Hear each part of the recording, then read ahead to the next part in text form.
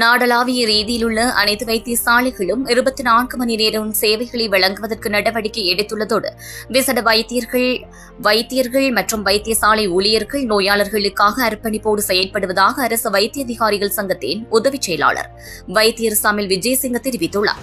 ஊடக சந்திப்பொன்றில் கலந்து கொண்டு கருத்து தெரிவித்த போதே அவர் இதனை தெரிவித்துள்ளார். புத்தாண்டு காலத்தில் பொதுமக்கள் தமது பாதுகாப்பு மற்றும் சுகாதாரம் குறித்து மிகுந்த அவதானத்தோடு இருக்க வேண்டும் என அவர் தெரிவித்துள்ளார். குறிப்பாக வான வேடிக்கை மற்றும் பட்டாசு தொடர்பான நடவடிக்கைகளின் போது மிகவும் எச்சரிக்கையாக இருக்குமாறும் சிறுவர்கள் குறித்து விசேட கவனம் செலுத்துமாறும் அவர் கேட்டுக் கொண்டுள்ளார். கடந்த ஜனவரி மாதம் பட்டாசு விபத்துகளில் ஓரளவு குறைவு காணப்பட்டதாகவும் அதே நிலையை இந்த பண்டிகை காலத்திலும் எதிர்பார்ப்பதாகவும் அவர் தெரிவித்துள்ளார்.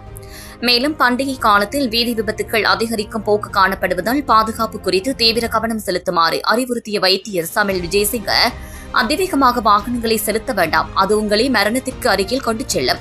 எந்தவொரு காரணத்திற்காகவும் மது அருந்திவிட்டு வாகனம் ஓட்ட வேண்டாம். அதிக சோர்வு மற்றும் தூக்கமின்மையும் விபத்துகளுக்கு காரணமாகின்றன.